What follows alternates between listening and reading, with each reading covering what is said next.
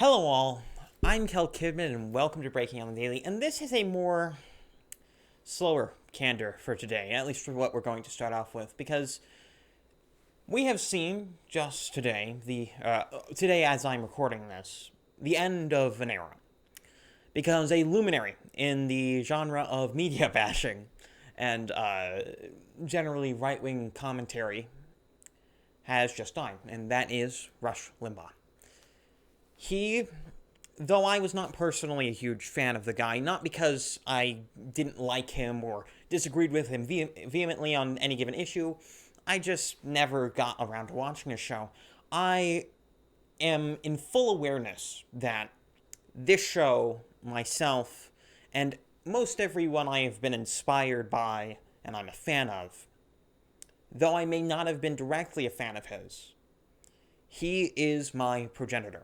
He is quite possibly the reason that this show exists at all, and the reason that I'm doing what I'm doing.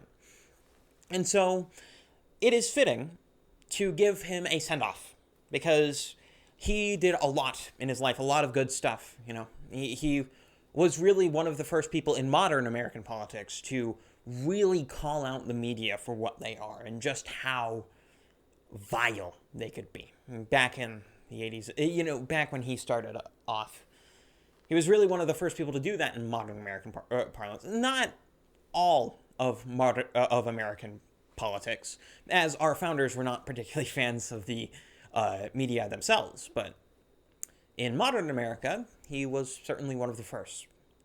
And he deserves a great deal of respect for that. However, among the left, he has not gotten such respect.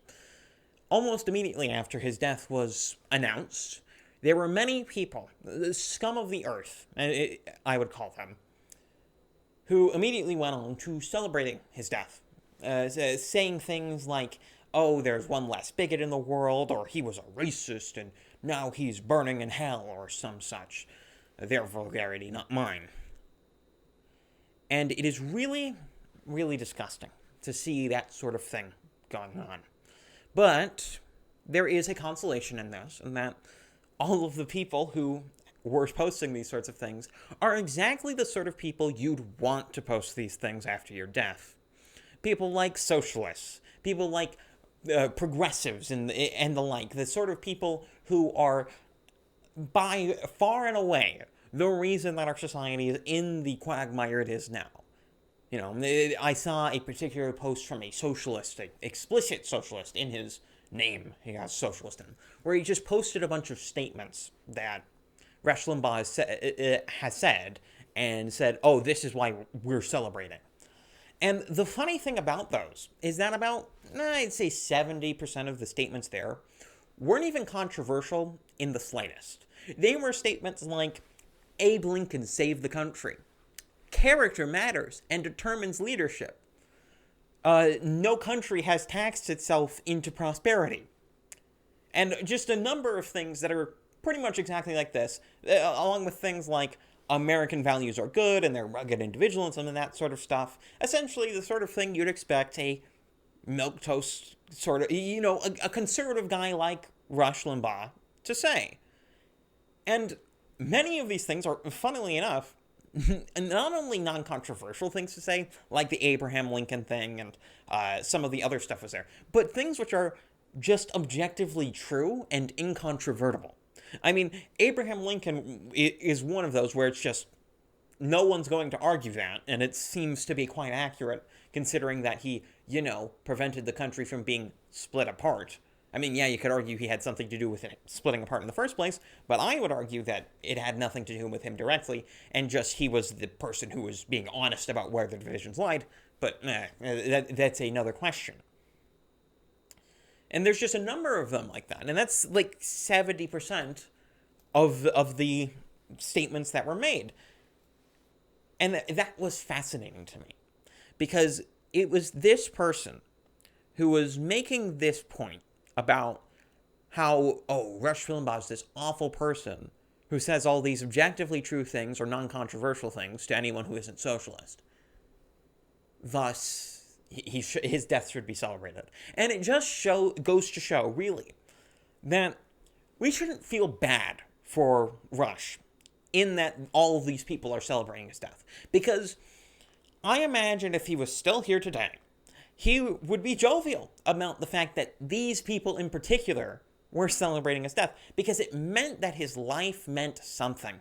Because it means that his life, his existence as a person, as opposition to them, was so influential, was so important, that it gave them impetus to actually talk about it after the fact. It gave them such impetus as to proclaim his death as some sort of great triumph. That's what it did. And there is comparisons going around with leftist reactions to Rush's death in comparison to another similar death recently of Ruth Bader Ginsburg, and the reaction of those on the right to that death. And I don't find this to be accurate. The reason is because most of the people who are reacting to Ruth Bader Ginsburg's death in a volatile or hostile, or frankly nasty way, are not people who are prominent on the right, at least not by and large. It was a bunch of essentially no-names, and one of the pictures that has been going around the Twitter sphere is a picture of 4 tweets, of which all of the actual statistics for them, the retweets and likes, was hidden except for one, and that one had 2 retweets and 8 likes. And these are all from nobodies, by the way, people I've never heard of in my life. When it comes to people who, have any sort of notoriety whatsoever on the right, all they said about Ruth Bader Ginsburg's death is that it was really sad for the family, and they were really sad about it. And yeah, maybe they made a comment about, I didn't like her politics, but that's about as far as it went. And then, when you see the more, more characteristic things, maybe not characteristic, but more vitriolic things later on, is not having to do with her death, but people's reaction to her death, and things like, oh, we should wait for the next president to have to appoint a Supreme Court justice, and that was just a ridiculous thing that shouldn't have been done. That's not criticizing her death or anything. It's not celebrating her death, certainly. It's just, not respecting a dying wish that has nothing to do with anything and doesn't have any sort of weight to it, really.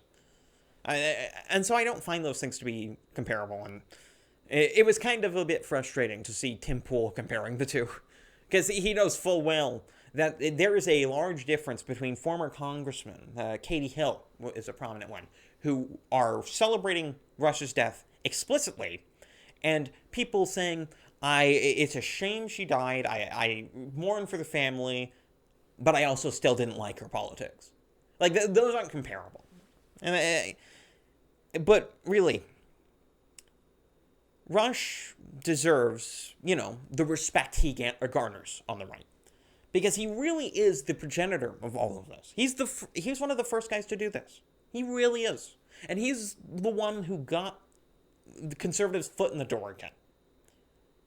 And so most everything that you see on the right today, even from people who don't particularly like Rush, only exists because of Rush Limbaugh and, Michael Savage around that same time. Just those two, particularly Rush, I would say, are just so instrumental in this.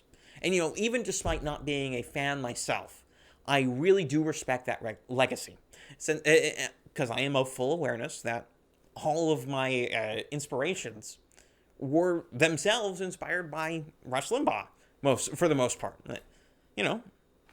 That's kind of how that is. But to move on to our next story, and this is going to be more upbeat, I'm going to start, getting into the more normal breaking on the daily canter. Ron DeSantis is defending his controversial vaccine deal with developer and threatens to pull vaccines if officials don't like it. Now, I'm not really here to talk about the vaccine developer and the contract itself. It's whatever. I'm not super worried about it. Ron DeSantis is a good governor, and I'm not too worried about the particulars of a vaccine deal so long as they, get vaccines to whoever wants them but doesn't require anyone to get it. Essentially classic libertarianism stuff. I'm just not I'm just not particularly worried about it so long as they're not trying to force me to do anything, and they're trying to make it as available as possible. And that's about it for my opinion on that sort of side of the story. But the other side of the story is a bit more interesting to me, because there has been a feeling among the sort of leftist journalists that has come about because of a lot of the sort of anti-vaxxer stuff that has been going on the left over the past year or so, because of what Donald Trump was saying about it and the fact that they hate Donald Trump and reflexively deny anything he says. You know, a similar story to this happened back in, I think it was November-ish? No, I think it was October, actually, when Andrew Cuomo was doing a similar thing to some of the people in this story, where he was saying, well, I don't really trust it, I'm not sure about this plan, and I'm not sure about this vaccine, it might not be safe. And then Trump just says, okay, if you don't like the vaccine, you won't have it. I just won't give it to you. That's fine. And then suddenly, among the leftist media, it's suddenly like, oh, wait. Don't take it away. No. And it's funny because it's like, well, wasn't that what you wanted? Why isn't that why you're complaining? Oh, no, that's not what you wanted. Because here's the thing. Leftists never complain about anything, for the most part, because they want to get rid of it entirely. Not for the most part. If leftists complained about gamers and wanted them to die and go away, like in Gamergate, what they wanted in that instance was not gamers to actually go away or stop existing or stop buying video games. No. What they wanted in that instance was they wanted control over you. They wanted you to bow down and let them to the table. In this case, it seems to be a very similar situation, except it's happening in government, where these city officials, where these officials are trying to say, oh, well, I don't know about this deal. I don't know about Ron DeSantis. I don't really want to take it. In this case, they're not trying to get rid of the vaccine. They're not trying to say, well, oh, I don't want Ron DeSantis' vaccine and I'm not going to take it. No, what they want is a seat at the table so they can inject all of their nonsense into it. So they can inject things like racial politics into vaccine development and into vaccine fulfillment and vaccine rollouts. So they can inject race politics or gender politics or sex politics into media, into games and that sort of thing. That is always the leftist's goal. Which is why the term cancel culture is at least slightly inaccurate depending on who you're talking about. Because most of the time, when someone gets canceled, they get canceled. If it happens permanently, it's not because of what they said originally. It's because they refuse to back off, and they refuse to bend the knee to the leftists. Because if they do bend the knee to the leftists, well, they're back in about a year and a half, and it's pretended as though nothing happened. You can see this with comedians that had improper dealings that had to do with Me Too. I forget the names at this point, but that was a famous case.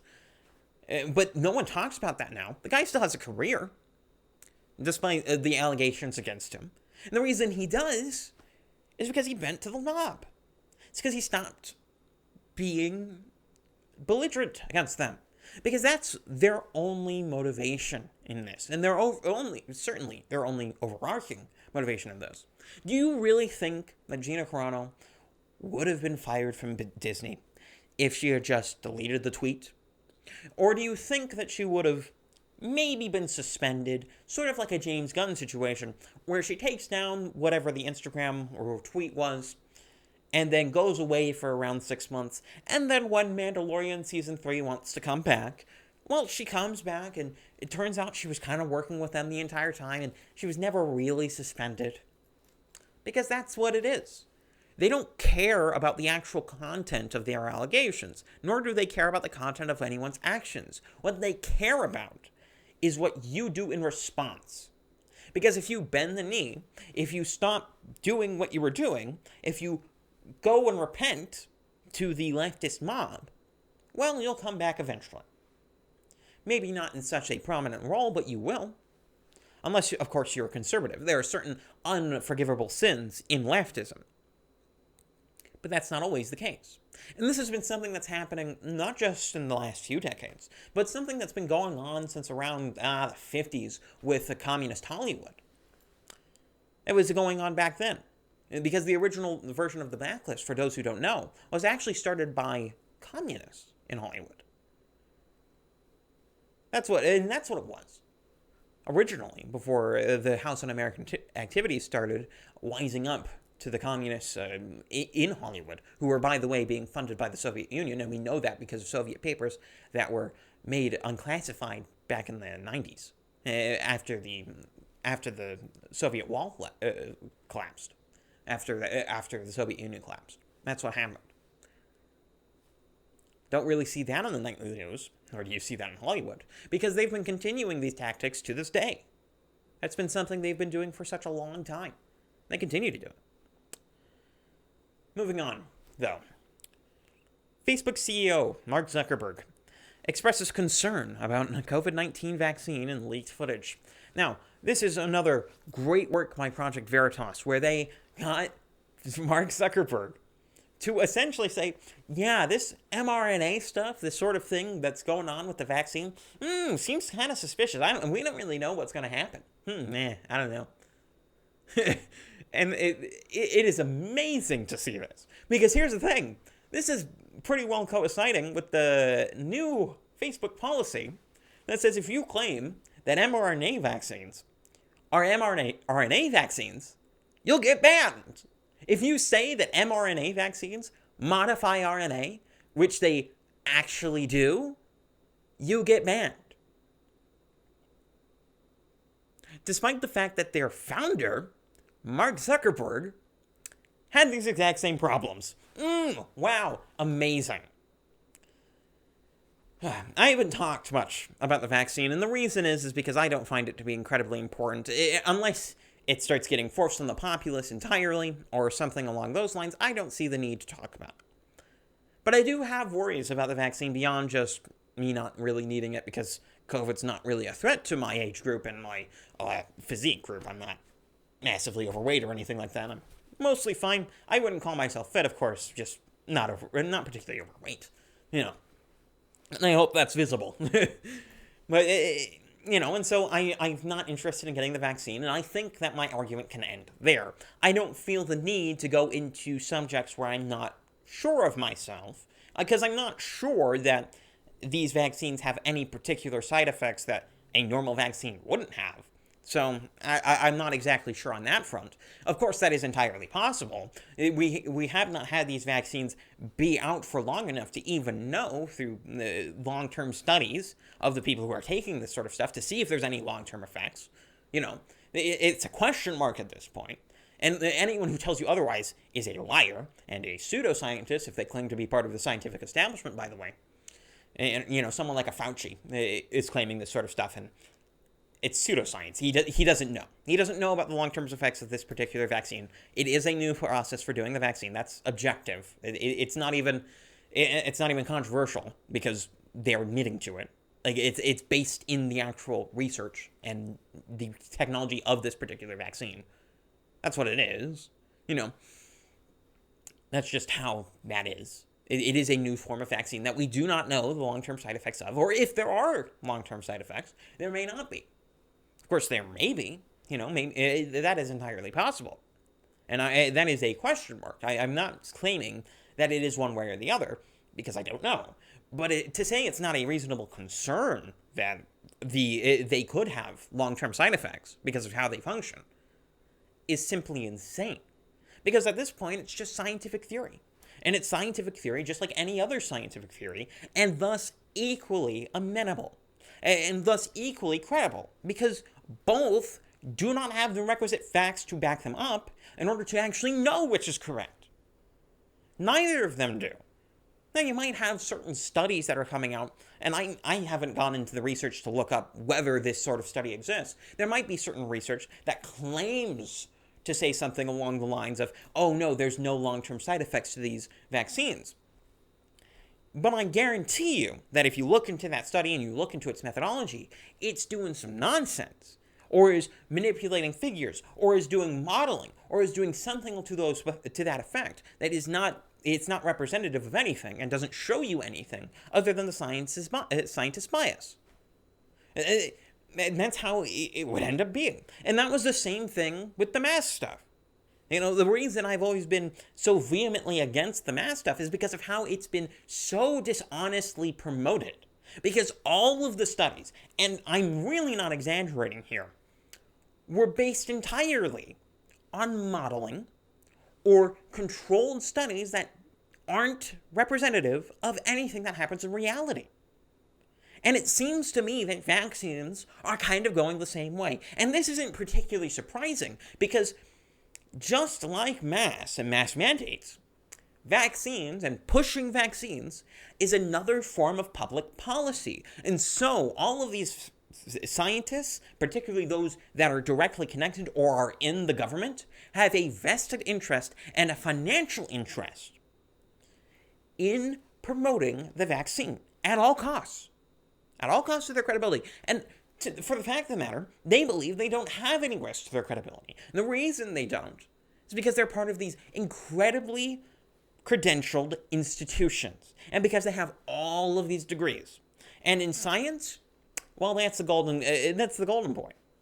If you have a lot of degrees and you're in a credentialed institution, you're automatically beyond reproach and outside of fault.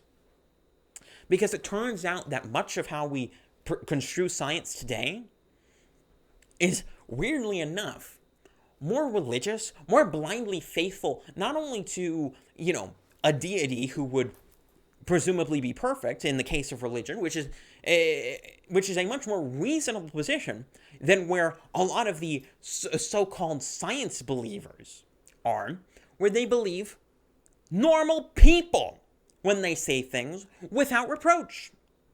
And you can't criticize them because, they're part of the scientific establishment. They're in this huge credentialed institution. You can't question them. That's how it is. That's how the culture is. It's ridiculous. And it's funny to see that these are the same sort of people who would criticize someone like me for being religious. It is hilarious to see that. Because here's the thing. I don't believe any man is infallible, except for Jesus. And the reason I believe that is because he's the Son of God. I don't think that's a complicated thing to understand. Compare that to just random doctor who exists and has been around for like 60, 70 years. Ooh. Really comparable things there, yeah. To move on, though, to our last story. The Washington Post and their fact-checkers have defended a Biden lie on vaccines, claiming it was a verbal stumble. Now, it seems to me that a certain progression has emerged among fact-checkers, particularly with regard to Biden and his ridiculous statements. Because originally, we start with, they add context, and then, the fact-checker adds context that's dishonest, and then claims that whatever claim the right-wing media is making is mostly false because this added context that no one actually said was added by the fact-checkers, and that context was irrelevant. Or they change a word, or they say a paraphrase is inaccurate because it's not directly quoting, though it still contains the functional aspect of the words that he said. And it's gone down this line. And eventually, I think, if it keeps going down this trajectory, and I'm not saying it necessarily will, though it certainly may, considering it doesn't seem like Biden's going to be staying there for very long, it may go down the path where eventually we're getting to the point where, no. Biden said he's going to nuke Israel for some reason. Or he says he's going to nuke the British or the English because he's Irish and doesn't like them. And they'll go on and they'll say, in their fact checks, well, mostly false. Well, yes, Biden did say he would nuke the English. He is senile, so we can't take him at his word. Because that's kind of where we're getting to at this point. They're now saying, Oh, no, no, no, no, no. He did say that, but it's mostly false because it was a verbal stumble, you see. No, no, it didn't seem like a verbal stumble in the clip. It seems like he's just going along and doing exactly what he thinks he's supposed to be doing. But no, no, no, it was a verbal stumble he's using. No, no, no, it had nothing to do. Joe Biden's totally fine. No, don't worry about it. He's not senile. What are you talking about? I would seriously not be surprised if in 6 months we're talking about fact-checking stories where Biden says something completely ridiculous, like says something like, oh yeah, I totally did steal the 2020 election. And then the media literally comes out and says, fact-check false, he's senile. I would not be surprised. Seriously. It wouldn't surprise me at this point.